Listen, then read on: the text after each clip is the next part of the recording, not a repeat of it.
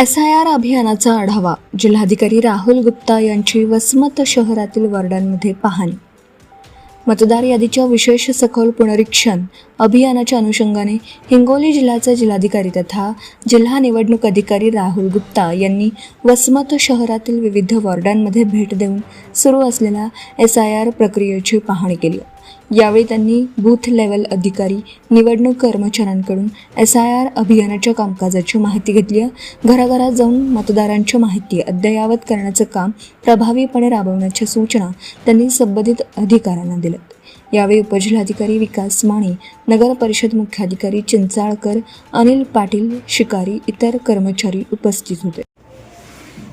आज वसमत विधानसभा मतदार क्षेत्रामध्ये जे आहे SIR ॲक्टिव्हिटी चालू आहे आणि आज आम्ही जे आहे बरेच पार्ट्समध्ये जे आहे तो व्हिजिट दिली आहे. 2 ते 3 पार्ट जे आम्ही आता बघितलेले आहे त्याच्यामध्ये आपले सर्व BLO जे आहे ते नागरिकांबरोबर कोऑर्डिनेशन करून त्यांच्याबरोबर जे आहे ते फॉर्म घेऊ लागले.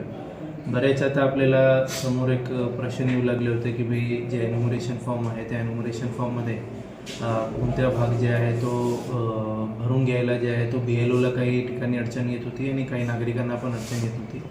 मग आपण सर्वांना नागरिकांना हेच आव्हान राहणार आहे की आपल्याला जे काही एन्युमरेशन फॉर्म देण्यात आलेले आहे त्याच्यामध्ये जे आहे ते खालच्या पाठ ज्याच्यामध्ये जे आहे आपली पर्सनल डिटेल्स आहे, ज्याच्यामध्ये आपला फोन नंबर आहे, त्याच्यामध्ये आपल्या वडिलांचं नाव किंवा आईचं नाव आहे, आपल्या स्वतःचं नाव आहे, ऐच्छिक स्वरूपामध्ये आधार कार्डाचा नंबर आहे, या सर्व माहिती जी आहे तो आपण भरून दिला.